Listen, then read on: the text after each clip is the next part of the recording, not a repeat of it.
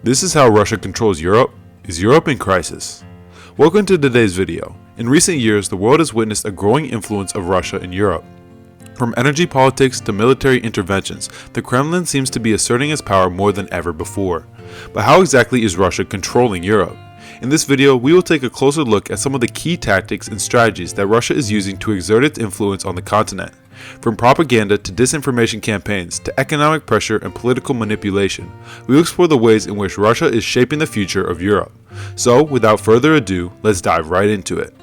It has immensely affected the Western countries in general, and specifically European nations. As a consequence to Russian aggression, the European countries imposed sanctions on Russian individuals, banks, and their companies in order to persuade it to ponder over its decision to wage a war, for if they were well aware of the fact that direct involvement against the aforementioned nuclear power would be detrimental to them.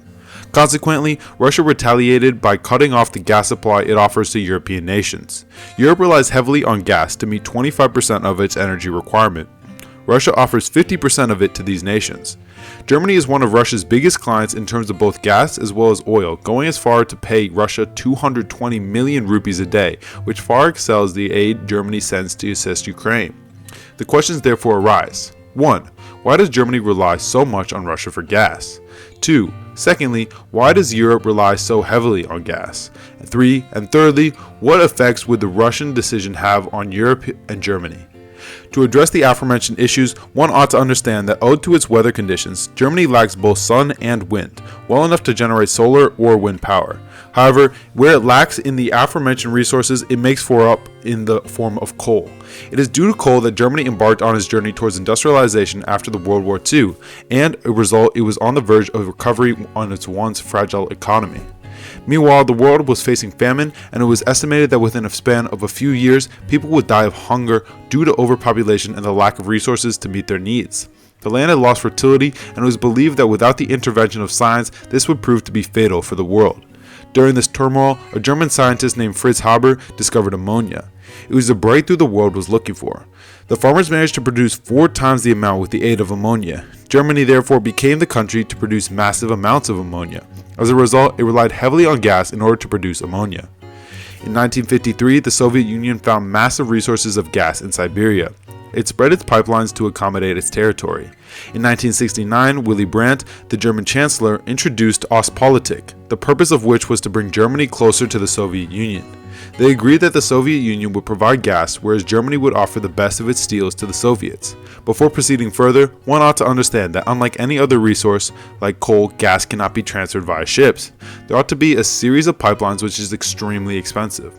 However, due to mutual understanding, both countries made a set of pipelines commonly referred to as the Nord Stream. Germany now heavily relies on Russia for the supply of gas.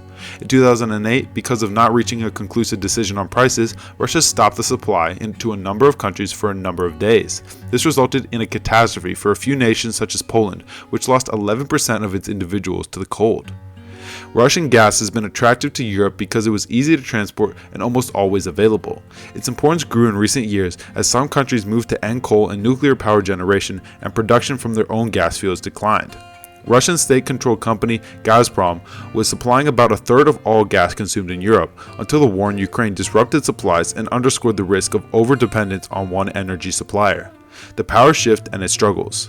In 2014, after Russia's attack on Crimea, a number of European countries realized the grave peril and sought to look for alternatives. Germany, however, invested more of its interest in Russia and became overly dependent on it. So, when in 2022 Russia completely stopped its supply as the manner of retaliation, there was a shortage of gas in these countries and the prices soared immensely as Germany faced the worst inflation it had faced in the past 50 years. People came out and have even started to question Germany's stance on its involvement in the Ukraine war, as they called for it to remain neutral in the wars waged by the United States, as they see a similar pattern. The United States employ where it remains absent and fights a proxy war. So what alternative does Germany have now? Well, when their coal reserves are talked about, there are means to air pollution, and Germany has signed the contract that prohibits them to use them after a few years and end all of their plants as well. As they look to their neighbors, Netherlands has also vowed to limit onshore gas and oil reserves, as they believe it to be the cause of many earthquakes in the region. So the only other option they might have would be to opt for the LNG, but that too requires years and the prices will be extremely high. Therefore, Germany has reached a stalemate to say the least. What does it mean for Russia? Meanwhile, for Putin, the success of war is equally important as it would decide the future of his presidency as well. Moreover, Russia is also facing the backlash of the sanctions as European nations are also looking for alternative means and thus lose its leverage. This creates a critical situation, and the next 5 to 6 months are being considered extremely crucial for the survival of the human species in general, as Russia may adhere to extreme measures. European infrastructure and global supply have coped so far with a 60% drop in Russian gas deliveries since June 2021. Total gas consumption in the first quarter was down 9% from a year earlier, and alternative supplies are being tapped, especially LNG from global markets. Our work suggests that a reduction of up to 70% in Russian gas could be managed in the short term by accessing alternative supplies and energy sources and given reduced demand from previously high prices. This explains why some countries have been able to unilaterally halt Russian imports. However, diversification will be much harder in a total shutoff.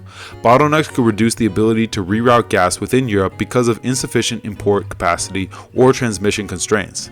These factors could lead to shortages of 15% to 40% of annual consumption in some countries in Central and Eastern Europe. We gauge impact 2 ways. One is an integrated market approach that assumes gas can get where it's needed and prices adjust. Another is a fragmented market approach that is best used when the gas cannot go where needed no matter how much prices rise. However, estimation is complicated by the fact that the hit to the European economy is already happening. Using the integrated market approach, as the market remains so, to estimate the direct impact to date suggests that it may have amounted to a 0.2% reduction for European Union economic activity in the first half of 2022. When we consider a full Russian gas shutoff from mid-July, we focus on the impact relative to a baseline of no supply disruption this year. This simplifies the estimation and makes it comparable with other economic research. We derive a broad range of estimates of impacts over the next 12 months. Reflecting the unprecedented nature of a full Russian gas shutoff, the right modeling assumptions are highly uncertain and vary between countries. If the EU market remains integrated both internally and with the rest of the world, our integrated market approach suggests that the global LNG market would help buffer economic impacts. That is because reduced consumption is distributed across all countries connected to the global market. At the extreme, assuming no LNG support, the impact is magnified. Soaring gas prices would have to work by depressing consumption only in the EU. In conclusion, the issue of Russian control over Europe is a complex and ongoing one. While there are certainly political and economic factors at play, the use of propaganda and disinformation campaigns, as well as covert operations, has been a major tool in Russia's efforts to gain influence and control in Europe. It is important for individuals and governments to remain vigilant and informed about these tactics in order to mitigate their impact and preserve democratic values. Thank you for watching.